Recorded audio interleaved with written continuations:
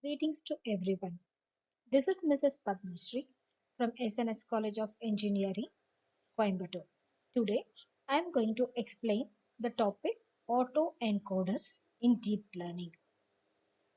Let us understand the concept, what is autoencoder and how it is working in deep learning. What are autoencoders? Autoencoder comes under the class of machine learning algorithm, and it is very efficient representation of the data, that is especially the input data, with no need for labels.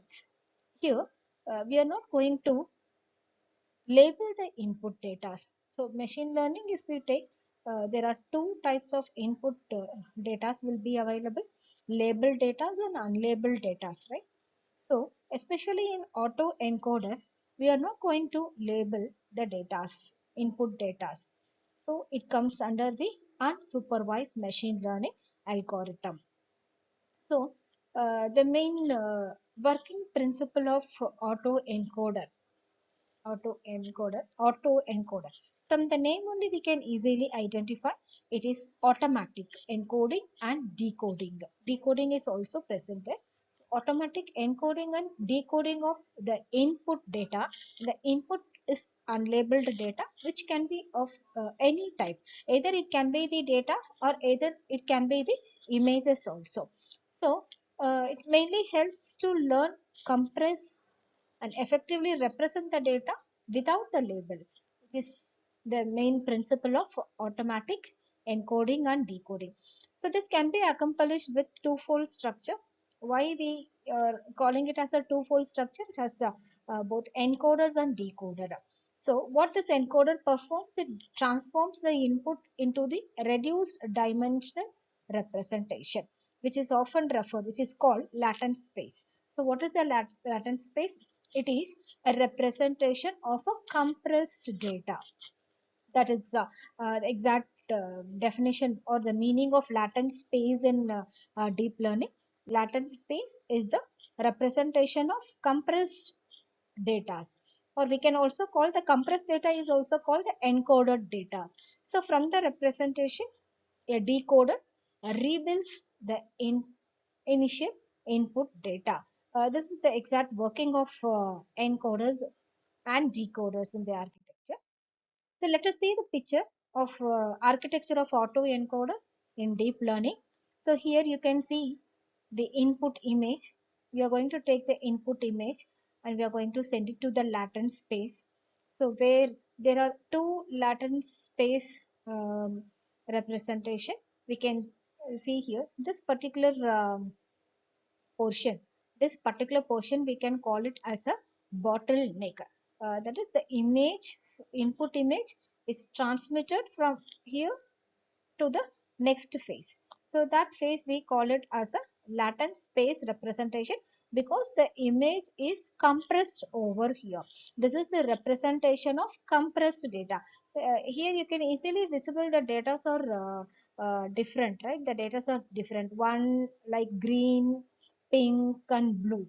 And here the data are compressed. We cannot able to view or we cannot able to um, uh, see the data. So the data are compressed. All the data are compressed over here. That particular session we call it as a bottleneck.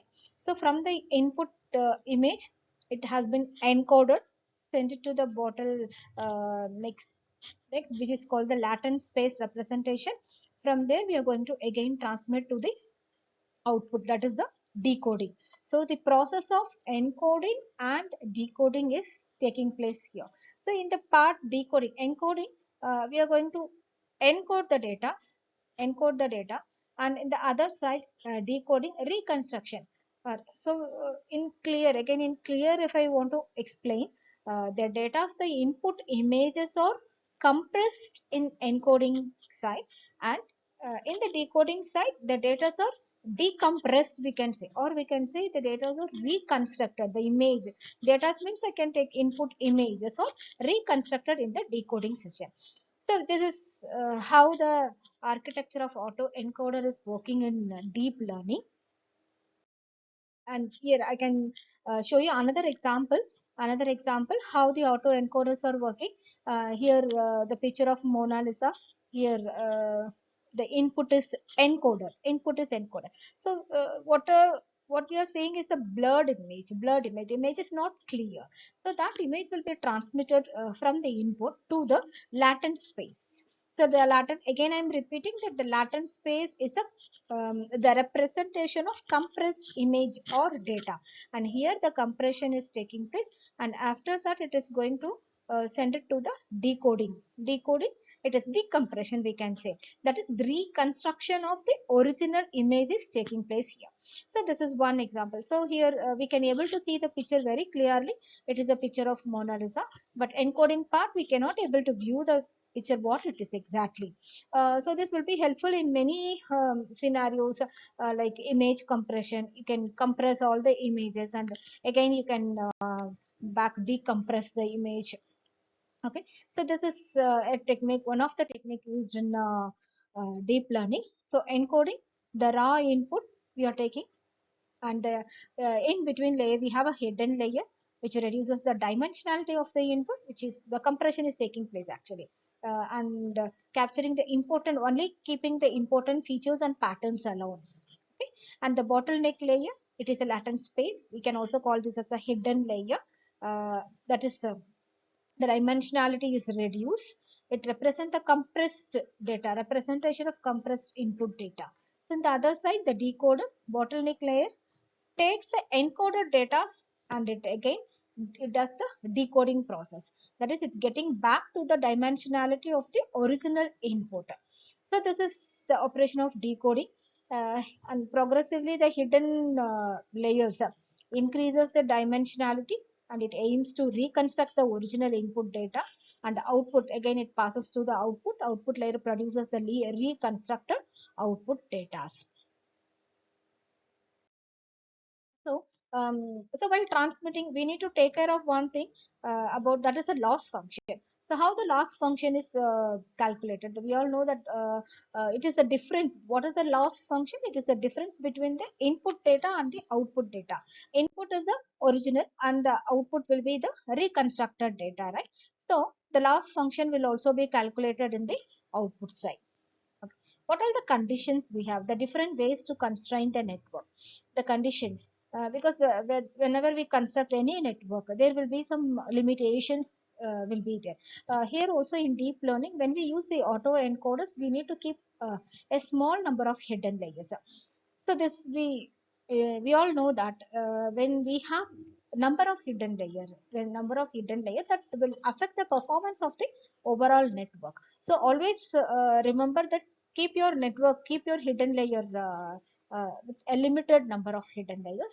And regularization is a concept which mainly focuses on how to avoid the loss function. That is, it focuses on how to avoid overfitting. And you need to regularize the output. So avoiding overfitting in the sense, the concept of keeping the test error. What is overfitting? Keeping the test error will be more and the training error will be less. This is a concept overfitting. But regularization overcomes the this drawback.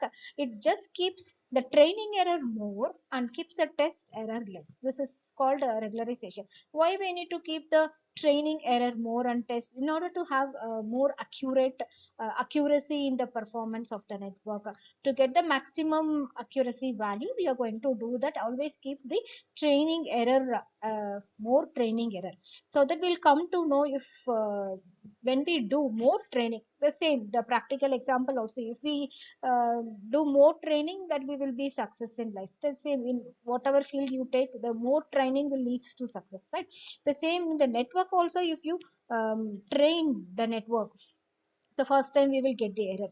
Again the second time when we try the when we try to train the network, we will reduce those errors, and again we'll retrain the network. So keep on training the network will lead to a good result, as deep learning, as consider the deep learning concept.